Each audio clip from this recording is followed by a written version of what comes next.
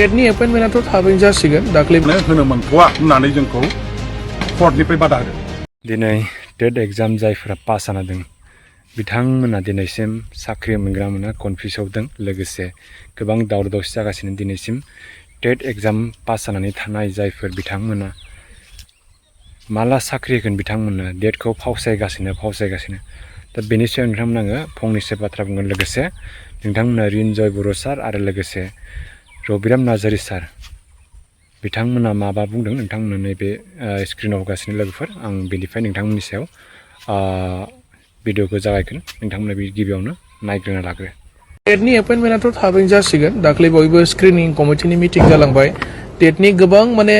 जायफोर एप्लिकेन्ट बिथांमोना दायो गोबां मिथिनो लुबैनानै दङ मा जानानै दङ होननानै। अलरेडि स्क्रुटिनि खामानिया जिहेतु जाखांखाबाय इलेक्सननि आवगायावनो जोंहा माने मोनसे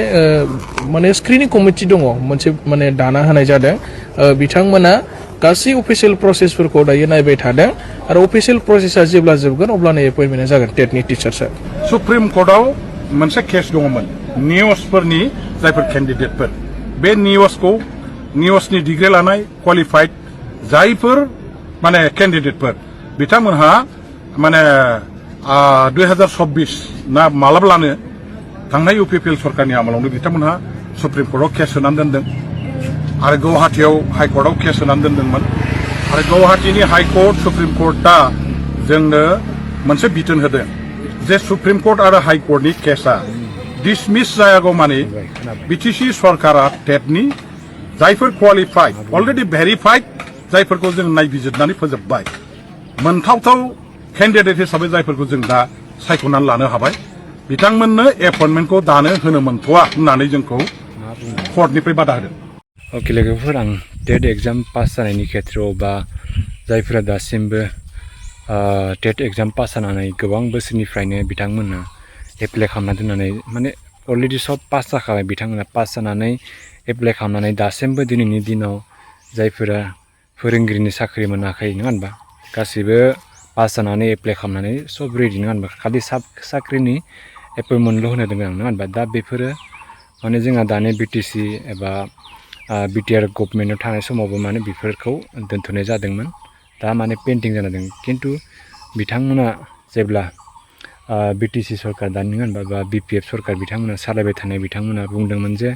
जेब्ला गावसोर पावाराव फैनाय लोगो लोगोनो टेटनि जायफोर स्टुडेन्टफोरा पास जानानै दङ बिथांमोननो जों पावाराव फैबा थाबैनो टेट एग्जाम पास जानाय स्टुडेन्टफोरनो थाबैनो साख्रि होनाय जागोन होननानै बाथ्रा बुंदोंमोन नङा होनबा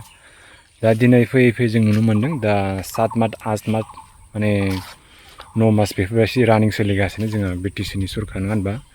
दा बिथांमोना हमना ला मथा मथि आधा मास जोबनानै बोसोरसेयानो हाबसिगोन नङा होनबा दा बेनि खेथ्रआव दिनै जायफोर स्टुडेन्टफोर दं बिराद कनफिउस आरो माने माला मोनगोन साख्रि मोनगोन टेट एग्जाम जानाय स्टुडेन्टफोरा नङा होनबा दिनै गोबां जों ससियेल मिडियायाव नुनो मोन्दों नोंथांमोना दहाय ससे नुखाबाय गोबां स्टुडेन्टफोरा टेटनि एग्जाम पास जानाय स्टुडेन्टफोरा माला मोनगोन नङा होनबा दा बेफोरबायदि सोंखारिदों दिनैनि दिनाव नङा होनबा दा दिनै जेराव स्कुला भेकेन्सिफोर दं बेयाव थाबैनो जेराव फोरोंगिरि नांगौ टिचार नांगौ नङा होनबा बेफोराव थाबैनो सोना होनांगौ नङा होनबा दा नोंथांमोना दहायनि ससियेल मिडिया रिनजय सार लोगोसे रबिराम नार्जारि सारा बुंदों माबा गुवाहाटीयाव हाइकर्टआव केस नांना दोङो दाबो जोबाखै बे केसफोरा जोब्बासो साख्रि होगोन ओमफ्राय रिनजय सारा बेराफारसेथिं बुंदों बिथांमोना दाख्लै माने मिटिं जादोंमोन माबा सिकिउरिटि माबाफोरनि नङा होनबा बेफोरबायदि मिटिं जादोंमोन बेवहाय बुंदों बिथाङा जों दाख्लैसो मिटिं जबाय टेट पास जानाय स्टुडेन्टफोरा जिंगासिनो गोनां गैला दा बिथांमोननि साख्रिखौ थाबैनो होनाय जासिगोन होनना बुङो। दा रबिराम नार्जारि सारा बेलेग बुङो आरो ओमफ्राय रिनजय सारबोला माने बिथाङा बेलेग स्टेटमेन्ट होदों नङा होनबा दा सोर सासेया थगायदों सोर सासेया सैथो बुंदों मिथिनो हाला दा जेखिजाया जोंनो जिहेथु गोबाव समनिफ्रायनो बिथांमोना एग्जाम पास होनानै नङा होनबा नेना दोङो नङा होनबा सोरबा 6 बोसोर 7 बोसोर बेफोरबायदि गोबाव समनिफ्रायनो टेट एग्जाम पास जानाया इजि नङा होनबा बिथांमोना गोबाव समनिफ्रायनो एग्जाम होनानै थाबाय थायो माला मोनगोन साख्रि बेफोर नेना थानो होनबा दा बेनिखायनो बिथांमोनखौ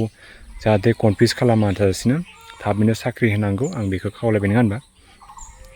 दा बिदि नङा जे बिथांमोना डेटखौ फावसायबाय थागोन बिदि नङा होनबा थाबैनो फोसावनांगौ ओमफ्राय थाबैनो साख्रि नांगौ बेखौसो खावलायबाय ओमफ्राय जोबनायाव लोगोसे नोंथांमोना भिडिअखौ मोजां नुदों लाइक साबस्क्राइब शेयार खालामनाय जाबाय थेंक इउ सो माच